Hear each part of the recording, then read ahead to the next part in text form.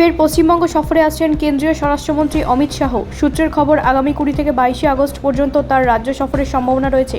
রাজ্য প্রশাসনের সঙ্গে বৈঠকের পাশাপাশি সীমান্ত নিরাপত্তা এবং উত্তরবঙ্গের কৌশলগত পরিস্থিতি নিয়ে গুরুত্বপূর্ণ আলোচনা হতে পারে। অমিত শাহের এই সফর রাজনৈতিক ও প্রশাসনিক দুই দিক থেকেই তাৎপর্যপূর্ণ বলে মনে করা হচ্ছে। বিশেষ করে বিজেপি নেতৃত্বাধীন রাজ্য সরকারের 100 দিন পূর্ণ হওয়ার আবহে তার সফর ঘিরে ইতিমধ্যে রাজনৈতিক মহলে চর্চা শুরু হয়েছে। প্রশাসনের শীর্ষ আধিকারিকদের সঙ্গে তার বৈঠকের সম্ভাবনাও রয়েছে। তবে এবারের সফরে নজরের কেন্দ্রে থাকতে পারে উত্তরবঙ্গ। বিশেষ করে শিলিগুড়ি করিডর বা চিকেন স্নেকের নিরাপত্তা নিয়ে আলোচনা গুরুত্বপূর্ণ হয়ে উঠতে পারে। এই সরু ভূখণ্ডে উত্তর পূর্ব ভারতের সঙ্গে দেশের মূল ভূখণ্ডের স্থল যোগাযোগের অন্যতম গুরুত্বপূর্ণ সংযোগ পথ। এর কৌশলগত গুরুত্বের কারণে দীর্ঘদিন ধরে এই অঞ্চলের নিরাপত্তা নিয়ে কেন্দ্রের বিশেষ নজর রয়েছে।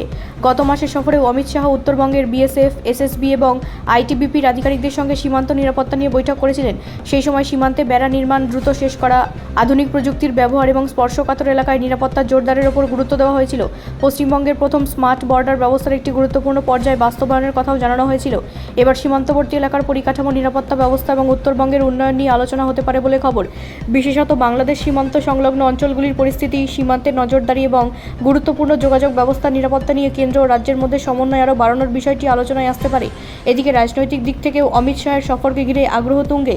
রাজ্য বিজেপি সরকারের প্রথম 100 দিন পূর্ণ হওয়ার পর এই সফরের ভবিষ্যৎ রাজনৈতিক ও প্রশাসনিক রূপরেখার ক্ষেত্রে গুরুত্বপূর্ণ বলে মনে করছে রাজনৈতিক মহল। তবে সফরের চূড়ান্ত কর্মসূচি ও বৈঠকের তালিকা শেষ মুহূর্তে বদলাতে পারে। ফলে অমিত শাহের সফরে সীমান্ত নিরাপত্তা, উত্তরবঙ্গের উন্নয়ন এবং রাজ্য প্রশাসনের সঙ্গে কেন্দ্রের সমন্বয় কোন বিষয়টি সবচেয়ে বেশি গুরুত্ব পায় সেদিকেই এখন নজর গোটা রাজ্যের। ব্যুরো রিপোর্ট, রাষ্ট্রীয় প্রসার বাংলা।